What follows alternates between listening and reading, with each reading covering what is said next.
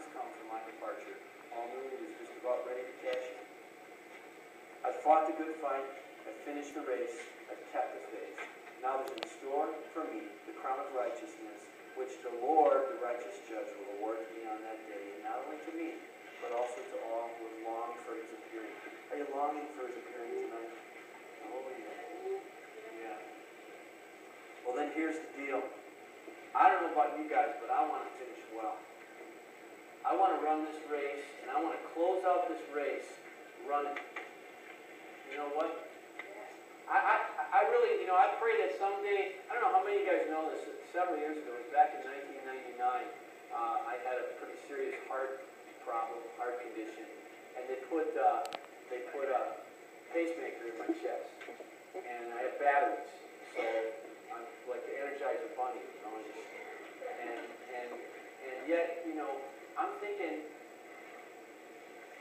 we don't know when our last breath is. We don't know when our last breath is. But I want to run the race in such a way that I finish well. Like Paul says, being poured out like a drink offering.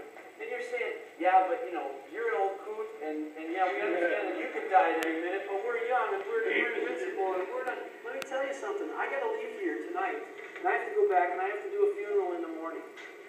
I got to do a funeral of a guy who was about my age, and he had a problem with his hip. And so they replaced it. They put a fake hip. He had like a joint that was all wrecked. He had this hip replaced. And every once in a while it would pop out. And so what he would do is they'd call the ambulance, and he'd get in the ambulance, and they'd take him to the hospital, and they'd sedate him. They'd give him some pain medication so that they could pop his hip back in, and then his wife would drive him home.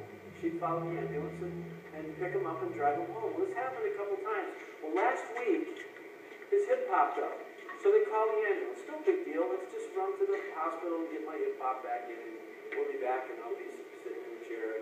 No big deal. So they put him in the back of this ambulance.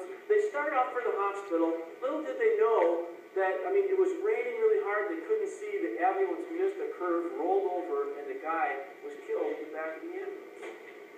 Right? All they wanted to do was pop his hip in. It wasn't any big deal. He was killed in the back of an ambulance. And I have to go tomorrow to talk to a family that just 5 kids lost their dad. I got to go talk to this family. I got to talk to the wife, and I have to talk to all these people that are going to show up. What happened? Where was God? If God is really God, and so here's the thing. We don't know. You don't know. I don't know. I don't know that I'm going to make it to that funeral. There's no guarantee. But I'll tell you this.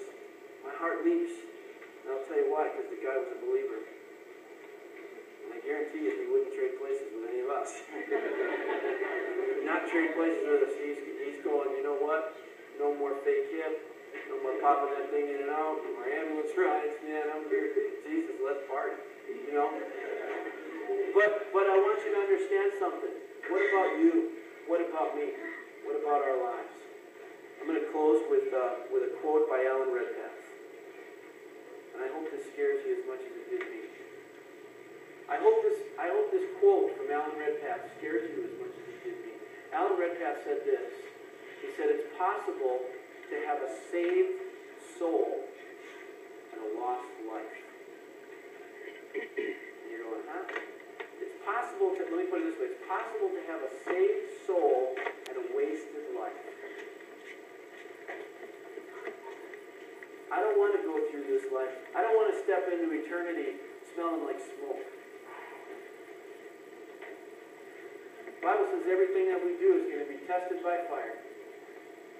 And the wood, hay, and stubble, and that's what a lot of us are investing in, wood, hay, and stubble, is going to go up in smoke. But the gold and the silver and the precious stones, those are the things that we did with the pure motives as unto the Lord. Those are going to remain. I want to get into heaven with just a shirt on my back. I want to run the race. I want to run it well. I want to be able to say like Paul, I've been poured out like a drink offering. That's why I'm here with you guys. That's why I do what I do. I'm so blessed to be able to share the Word of God. I can't tell you. Sometimes I come up here to share the Word of God with you, and I feel like I'm going to come right out of my skin as I get excited about God's Word.